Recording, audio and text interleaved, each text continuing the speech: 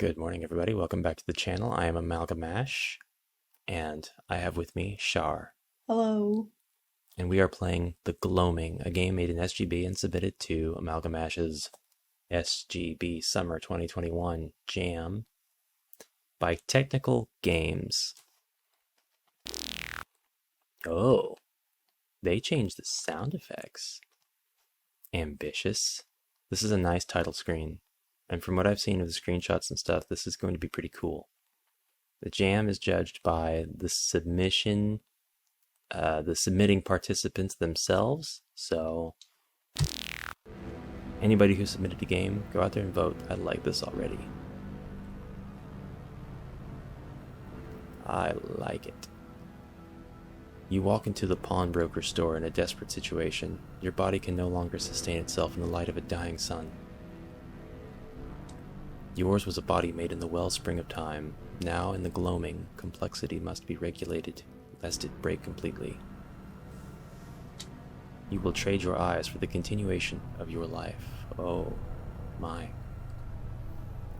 You walk past shelves lined with various organs and jars, tongues, ears, fingers, kidneys, genitals.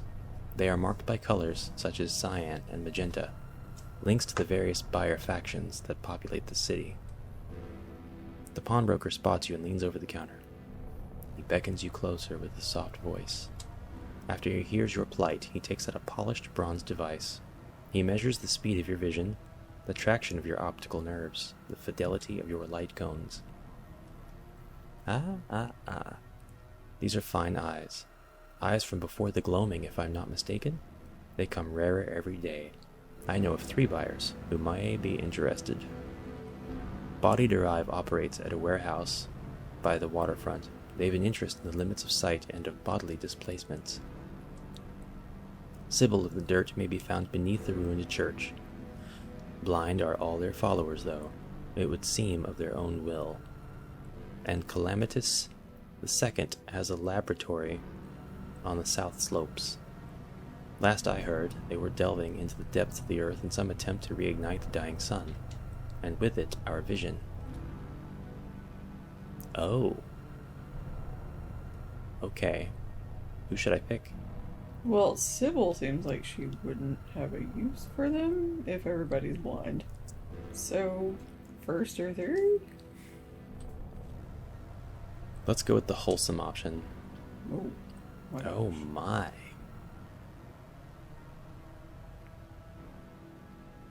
The arid wind of the southern slopes blisters your lips. You follow the arcane lines of the earth. They converge at an ornate building constructed of bronze and glass. The doors automatically open, and you are greeted with pipes and machinery, the hiss of steam and the crackle of electricity. On either side of you, diagrams line the walls. Infra-functional devices. Alchemical proofs and refutations, cross-sections of the heavenly bodies overlaid with the tree of life. Now that's something I can get behind. And when you reach the central room, you are met with a gaping pit. To where? You do not know. You call out for Calamitous II. You can barely raise your voice over the clamor of machinery. Clangor? Regardless, a figure emerges from the hole in the ground like a blistered tongue out of a maw. He slaps your hand and begins to speak. Vision is only as good as its bearer, and no bearer is infallible. Time tick-tick-ticks to the rhythm of our steps, slipping ever towards calamity. Human error is human nature, the stifled yawn, the loose lace, the errant blink. Perfection can only come through our extinction. Did that get your attention? Good. Listen closely. What I propose is not death, but transmutation. You see, I have ventured into the innermost chambers of this earth and found the heavens. Every constellation above reflected below in the deep, deep dark of the earth. Do not ask me how, for it would take days to explain, but I know that the sun burns ever more vacant, and where once was fuel is a cavernous hollow, an empty niche for the taking. Don't you get it? We've outstayed our welcome on the surface. There's naught here but reminders of our own pitiful excretions. Yes, we've annihilated the sun. Our next step is to become it. That's not what I thought. I decline, sir. Where will you go? Oh! It seems as though I can experience everybody's talks. Oh. Good. Before I stop. But what happens if I give up and accept my fate? Do I end up giving him the eyes? Or is that a, I'm not going to give anybody eyes?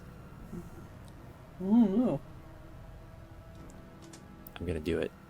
You are tired of searching for a way out. You will die with the sun, organs atrophied, struggling no more in this twilight world. Wow.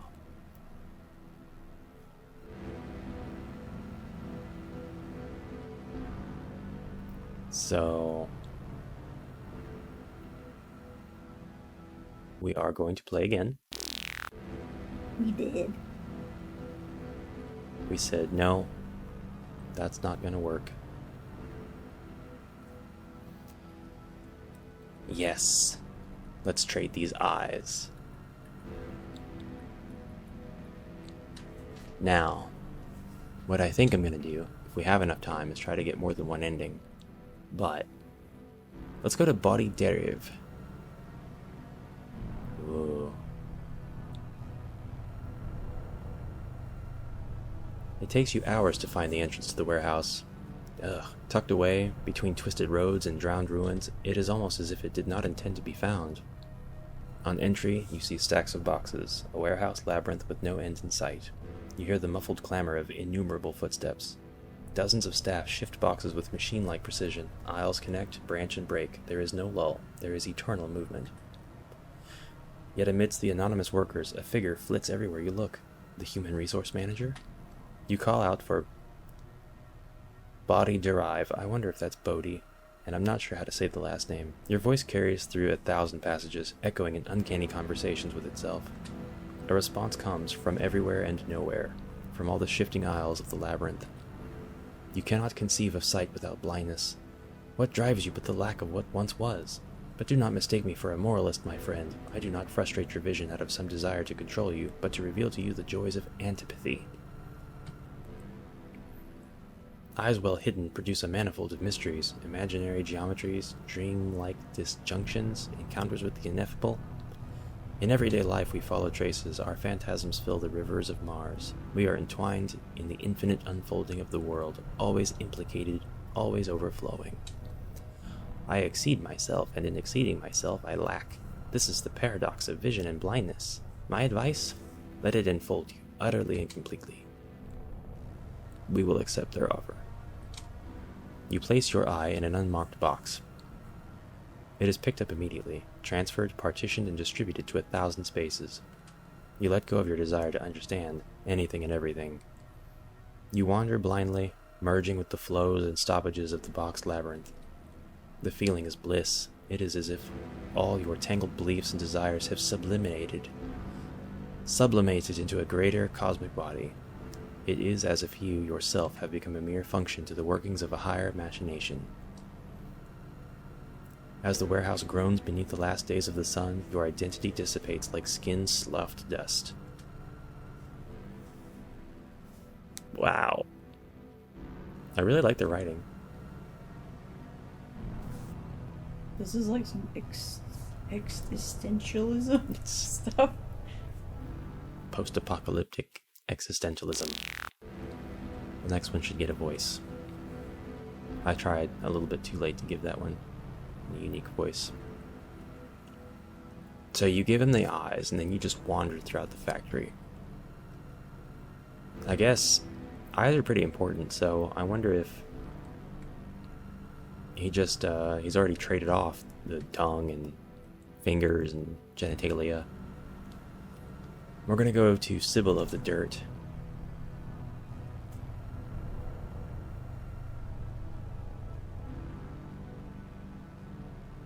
An altar, a cloaked figure, outstretched hands. Reams of cloth are strung from wall to wall, a three-dimensional tapestry without beginning nor end. Supplicants grasp the cloth from the floor, pulling and being pulled in a sinusoidal rhythm. They are all blind. The cloaked figure beckons you forward. Ah, it's a good thing I saved her for last. What worth could you glean from this apparatus? To you, a means to an end. To me, an end in itself.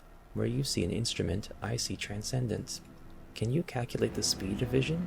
Can you falsify the incandescence of desire? Sight is a connection, a wormhole through the body that tethers heart to heart. Its worth is in penetration, not perception. Before the gloaming we were blind. The sun's rays burned the pavement beneath our feet. We stumbled, eyes filled with smoke, turned from one another in pain and fear. Tethered to that beast above, we lacked the substance of our own light. We saw nothing but the sun's brilliance, and each and every one of us cried in pitiless incomprehension. So you see, the gloaming was a gift. Freedom from the authority of the one, for the anarchy of the many. Our first and last communion at the twilight of the world. That sounds reasonable. You place the eye on the altar. The cloaked figure grasps it at the base of the optical nerve. A sharp pain shoots to your head. You cry out in unison with the supplicants around the room, who fall, gripping the cloth tapestry. It descends in mesmerizing lines, weaving a new image. The cloaked figure brings the eye to their mouth. Teeth break flesh and your vision erupts. The half-dim world shudders. You fall into the tapestry of supplicants, clutching one another in gasps of surprise and strange joy. Unmade, you return to the intimacy of worms.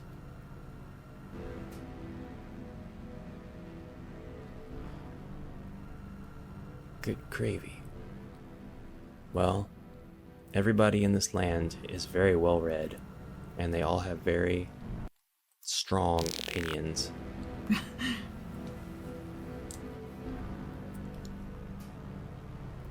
I think I liked her best, though. She was like, didn't need that sun anyway. Can I eat your eyes? Yeah.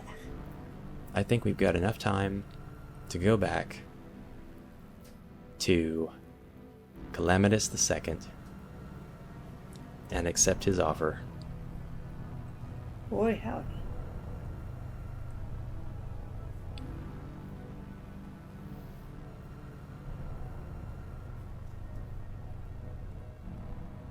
I like the bleakness. I do, though. Calamitous, are you a machine?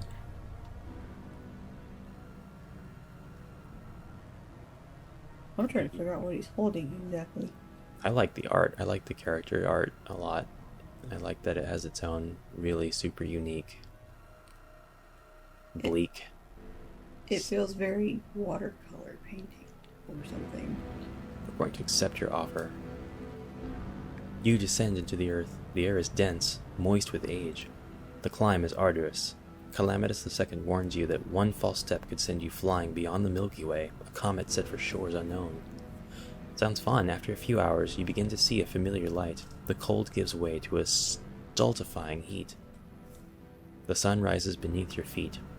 Ooh, whence on the surface of the earth you looked up to its yellow underbelly, here, from within the earth, you look down to its broken crown, a black gape where once was unblemished radiance.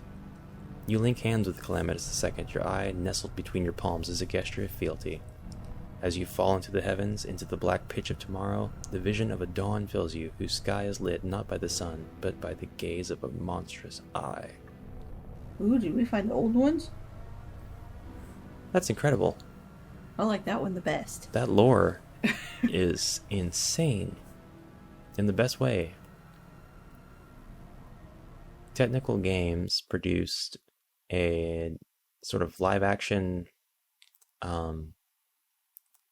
proof of concept for SGB that they have made publicly available, and they also produced Adley, which unfortunately they can't work on anymore because I think they lost the project.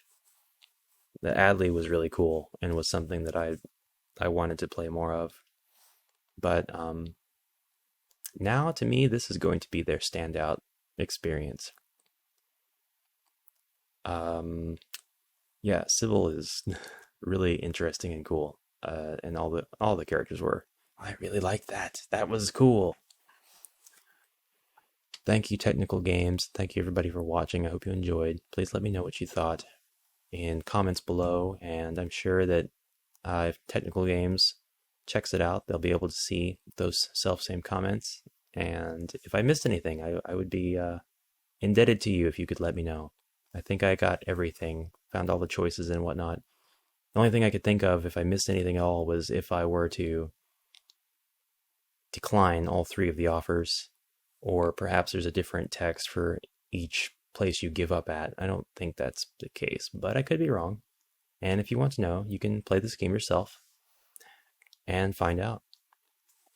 But it's quite another thing to play it and read through each of the little stories. So, thank you again. I'll see you tomorrow. Have a great day. Until then, bye-bye.